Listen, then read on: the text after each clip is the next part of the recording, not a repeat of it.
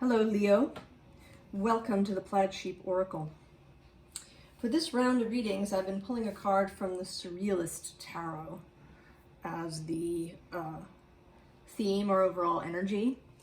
And you got the sun. How fabulous is that? It's you, Leo, the sun. And I love this card.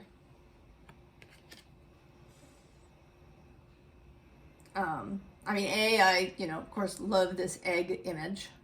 And then down here, there's this horse with a fiery mane going on. And it feels like, well, it feels like a couple of things. One, it feels like the wonder that may be existing right in the mundane. What we don't see kind of on a regular basis, because we're used to seeing things, right? We've grown up seeing things in a mundane way. Unless you grow up in a family that has a tradition or a culture of seeking out the invisible, of interacting with fairies and spirits and guides. But that isn't most of us. Certainly wasn't my childhood from a parental standpoint. It wasn't the approved view of things. So we learn to see things in what we think of as a realistic way. But we can train ourselves to see otherwise. The other thing this is looking like to me today is a button. Like, in science fiction movies, and particularly the humorous ones, right? There's always a big red button. It's like that. Like pressing this button. And I think that pressing the button will set things into motion. That it is, in fact, you calling something in, Leo, when you press the button. That you're opening yourself up to an alternative view of how things work. That things are not always, sort of equal cause and effect. That Newton's various laws of motion don't necessarily apply.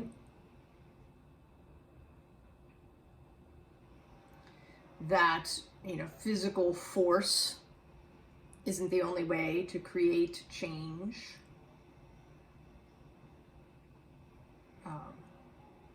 To bring things into being.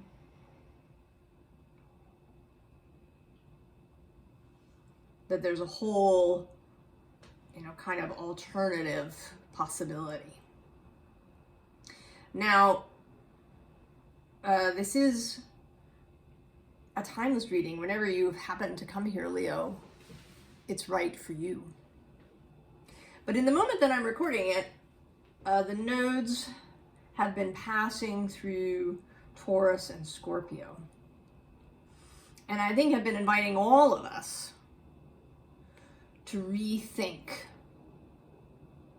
how the physical works. Not to reject it, right? Not to say that the physical world is somehow not real and we should transcend it. But that it has this whole unseen underpinning. That it is, like mushrooms, right? The mushrooms that you see, in the woods that look like, a classic mushroom, that's just a fruiting body, right, of the mycelium, which all exists underneath the ground, unseen. So that, right, that our physical reality is like that. To acknowledge these energetic underpinnings is not to reject physical reality. It's actually quite the opposite, right? It's to take the whole thing into account, the whole wonder of it. You know, the wonder that energy can become matter.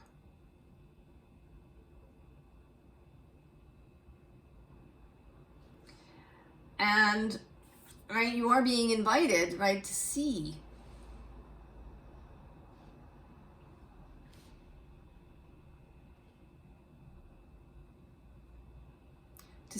differently, to see alternatively, to see matter differently, to see time differently.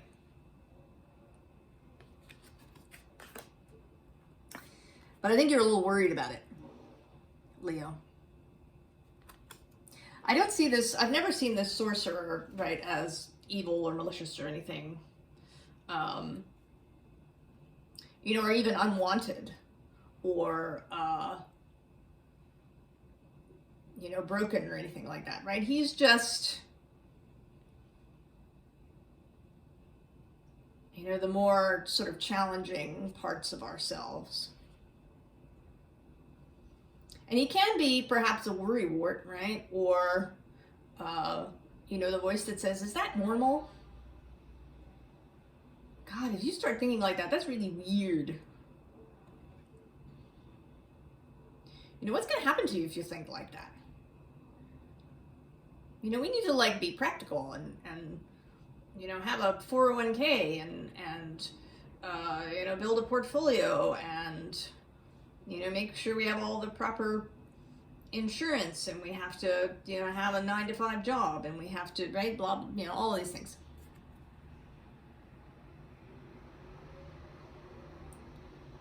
You know, sure, tarot reading, a little bit of astrology, that's fine. But, you know, as long as we don't start messing with real life. So there is, you know, that isn't, of course, you know, the entirety of you, Leo. But you may have that voice inside of you that's objecting. And you know, it might even be a different objection that I didn't list just now. Could be something else. It might be an objection that has to do with a religious faith that you had in your upbringing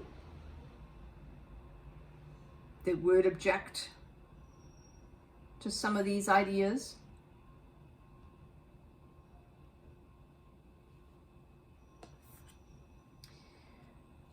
But your heart, Leo, as we know, right, our hearts are more than just our hearts. I'm a little obsessed about it, actually. I've read all sorts of books about hearts. Maybe I'll list some of them in the description box.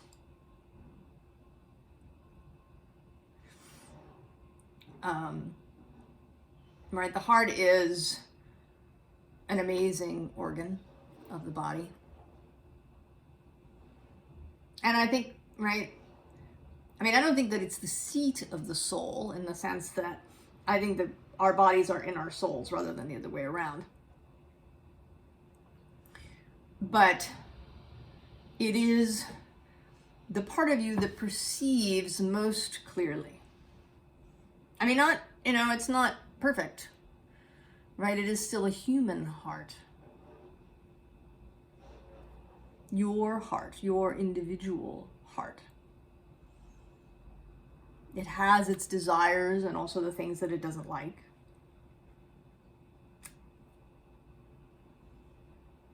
But it does see much more clearly than your brain.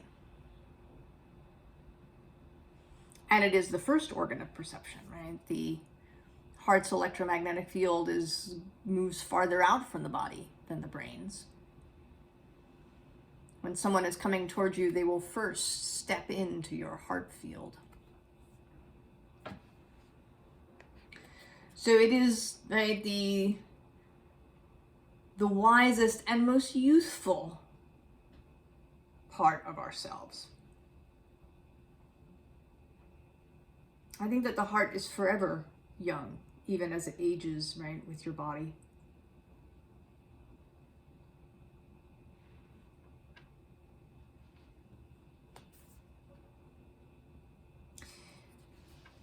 And this gatherer,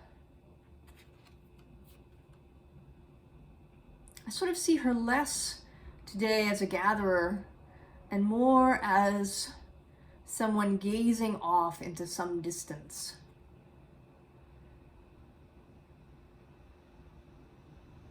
Into some space.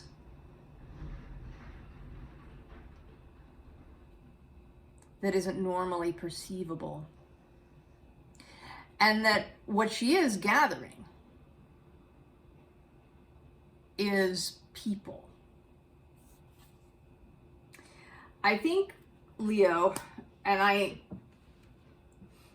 well, we'll sort of get there, but I think that if you press this button, that if you proceed intentionally forward with a desire of your heart, and I think that, this desire is going to be different for everybody, whatever it is. I'm not even going to give an example. Could be anything.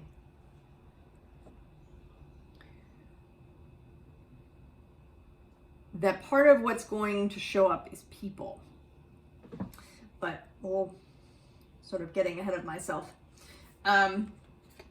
This Nine of Pentacles has really been looking like seeds to me lately.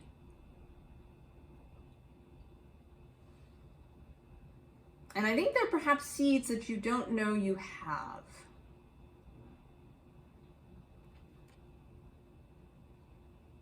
That you've been collecting them, and maybe you even planted them without realizing it. What's available to you kind of on a conscious level, daily level, is this Five of Pentacles. Right? Something that's wilted. Something that's come to the end of its life cycle.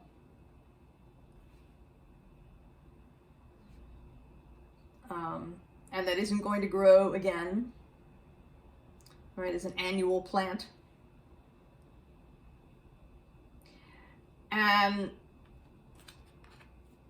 you're feeling, right, a sense of indecision, perhaps, Leo.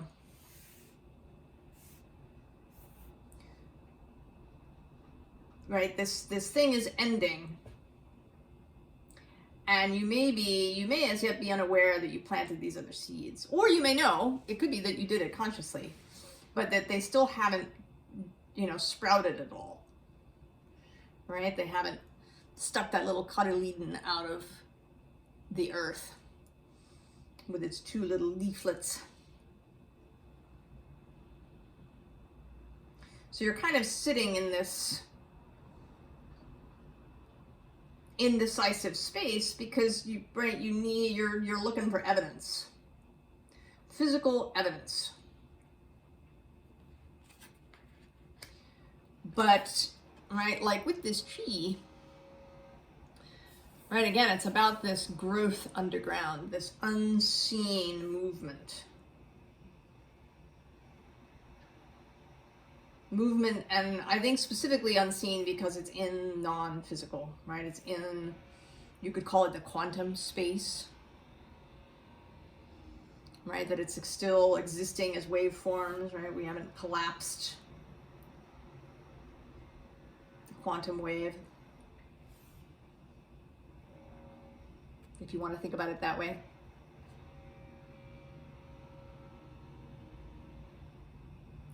And it's difficult to convince ourselves, that something exists when it isn't actually tangibly in front of us.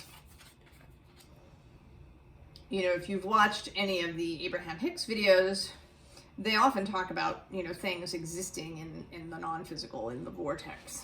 That it's all, right, it's all there. And that can feel really kind of irritating. if you're sitting around, without enough money or, without the a job or without whatever it is that you're looking for. And the idea that it's in some quantum space may not be very comforting because, right, because we have this program, right, this habit of seeing things, right, in the physical only. And I've been coming to think that there's a lot of stuff that we think of as standard that is actually just created. So, for example, there's a perfumer, and I can't remember his name, who believes that everybody is born with synesthesia. Right? Synesthesia is when one sense combines with another. So you hear sounds and see colors, for example. And that, as we, get older, that synesthesia, we stop sort of using it, right? We're trained into single views of things, right? This looks like that. What color is this, right? Is what we ask babies, right? We say, what color is this? What animal is that? What song are you hearing? And maybe that's the wrong question. That maybe if we asked babies and little children, what are you experiencing? When I give you this iron, this object, what do you experience?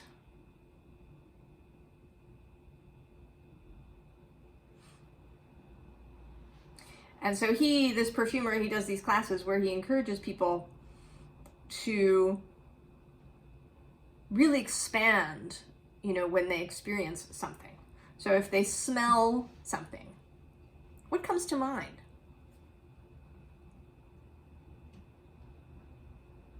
Not just as a memory, but, in all different kinds of ways, right? Any thought that might come to you. And that nothing is right or wrong, that it's right, it's your experience, and that it's a way to expand how you think about things.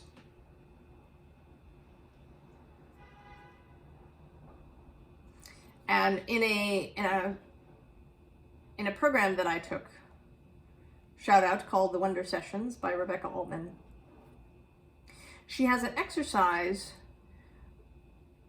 that she calls the color cards, that's sort of about this, right? About experiencing something in more than the usual way.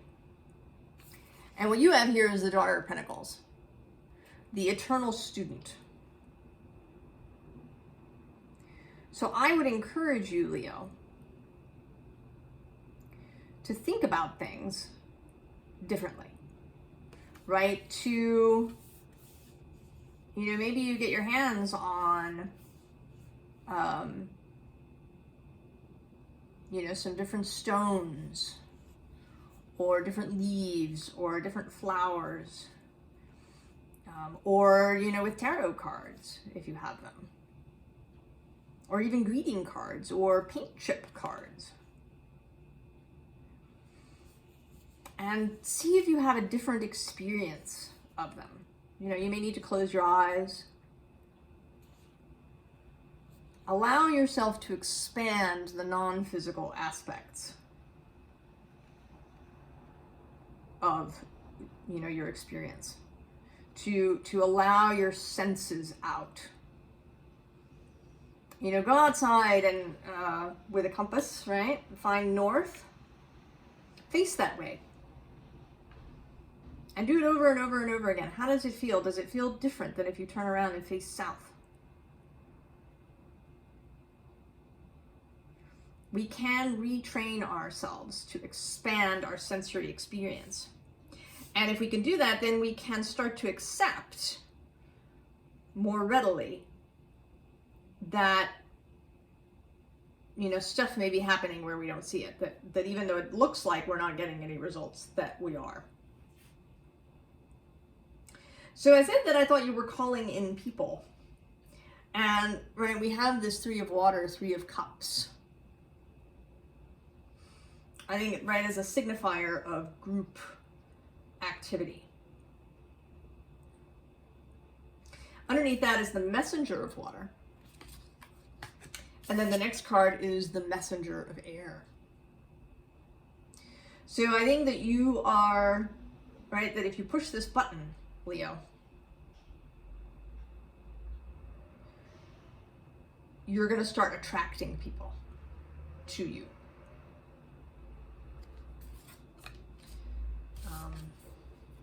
People maybe who are in difficulty,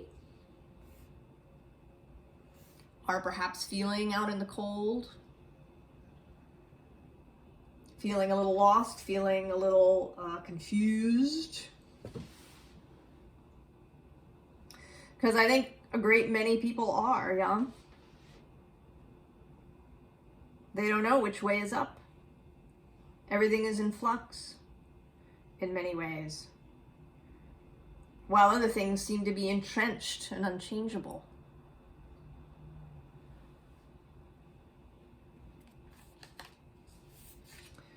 But there is, right, this gathering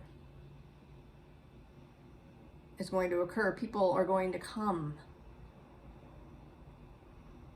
Right? They're coming to your water, to your heart vibration, to your heart call.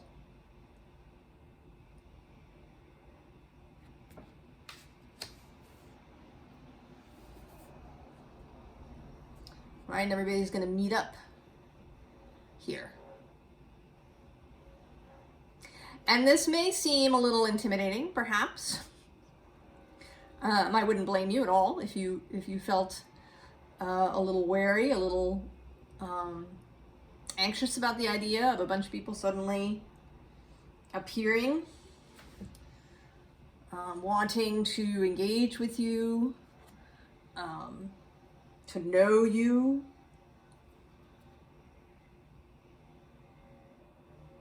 But it isn't all about you, right? You are sort of, you're the call, the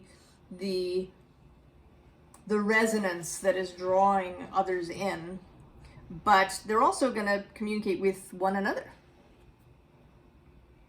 right? They're going to meet up with each other.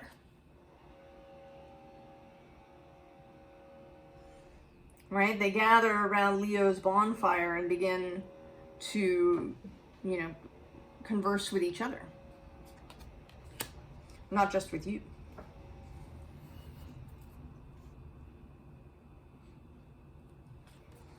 And then there's this Ace of Pentacles. Right? The something new beginning. And under that is this Listen card. And today the first thought that comes to me is listen for the growth.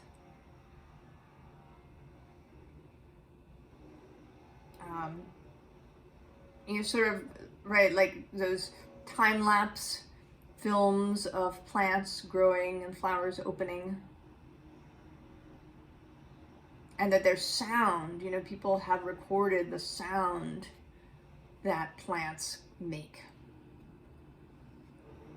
That growth, that new growth can be heard.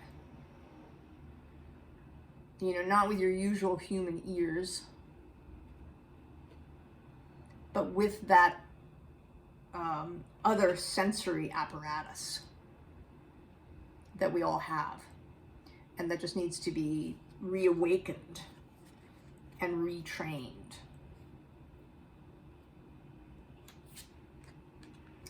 So this Life and Lemons card, I think, is less about the lemons and more about the sunniness of it, right? This is like a repetition of the Sun card. Right? You really embracing this attractive Sun aspect of yourself. Even if it's a little scary out of the gate to be this calling point, this gathering spot, this magnet.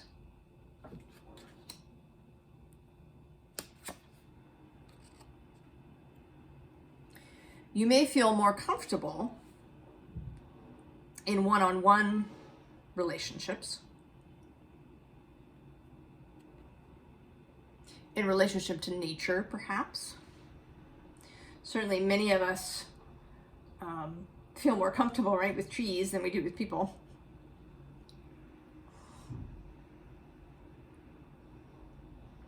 So this may be your usual way of proceeding. You may feel them, comfortable this way. But you're being asked to, Two of Wands, step out. Cross the threshold. Into a new space, in your fabulous outfit.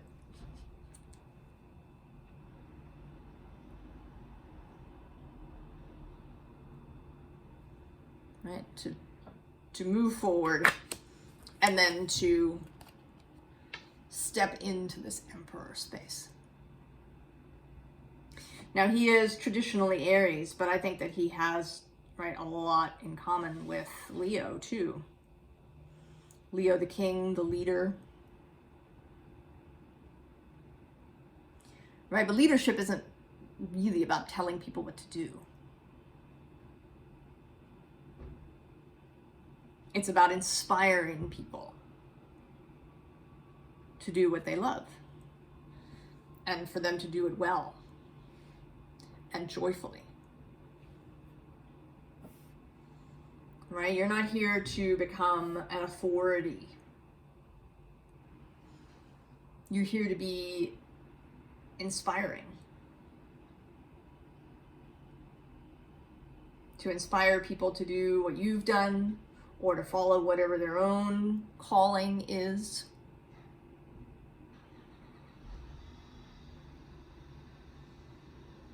To be yourself, but also to not be afraid of making decisions. I don't know what this is going to turn into for you. There is the possibility that some sort of organization will form. And if that happens, it is going to require actual leadership and someone who makes decisions.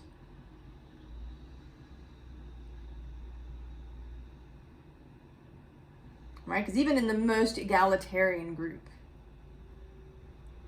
you can't, move forward only by full consensus.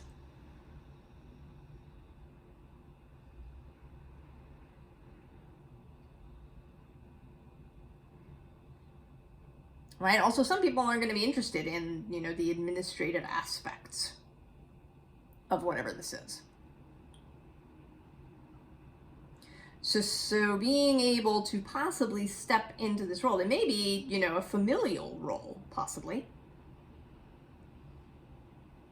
Maybe you are forming an intentional community, Leo. A group of different families all coming to live together. And that requires some leadership too.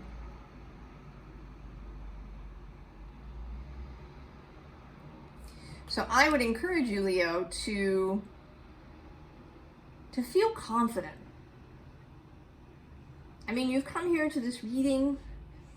You got the Sun as your card. You have, right, this Emperor as the suggestion. Spirit would not have brought you here unless you were capable of this, and unless this was some part of your heart's desire to draw in these new people for some new communal organizational thing to form around you.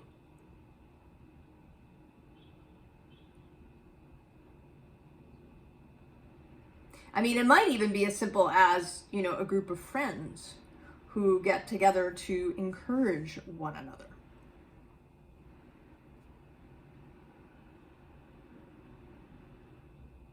To have a spiritual practice together.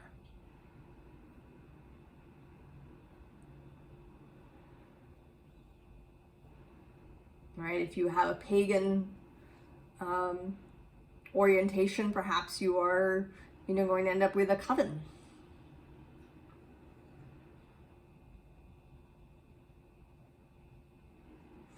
So I want, you know, Leo, for you to be open to, you know, what this is, and to know that you are absolutely capable.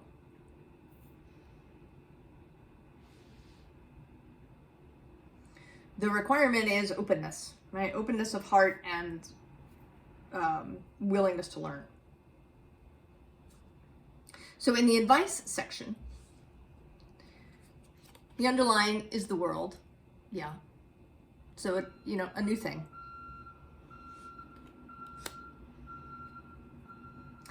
And then just to emphasize what we're talking about here, right? So here's the choice, right? This new growth, new seed, whole new physical world, or staring back at what didn't work, right? This is the Five of Cups rather than the Five of Pentacles. But, you know, it's a kind of, right, it's a regretful energy, right? We have this backing up alarm as confirmation. Right? No backing up. No living, right, in that regret. That's the choice.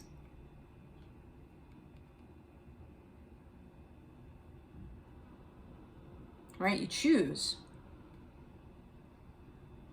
whether you live in regret and disappointment and sorrow and grief over what is past, or you move forward into a new space. And interestingly, hiding under the Five of Cups when I pulled it out of the deck, I didn't see it till I turned it over, is this King of Swords, who is traditionally Aquarius,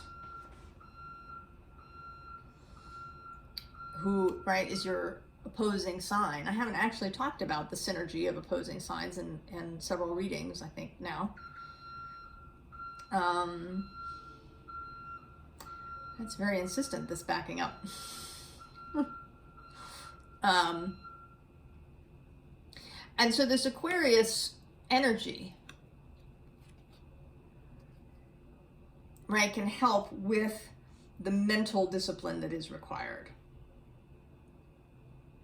to keep your mind on track, right? To keep your mind in a learning, expanding space and not, you know, looking backwards and perseverating over, you know, what failed in the past, or what you couldn't do, or, you know, what's broken in society or in the organization that you're part of.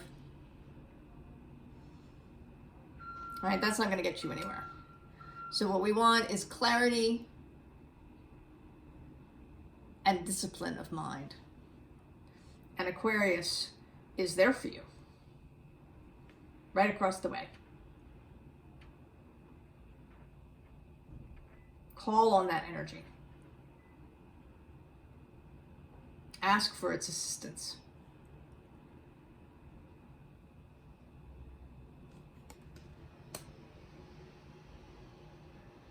So I'm excited for you, Leo. I don't know what this thing is that you're creating. It's probably different for each of you.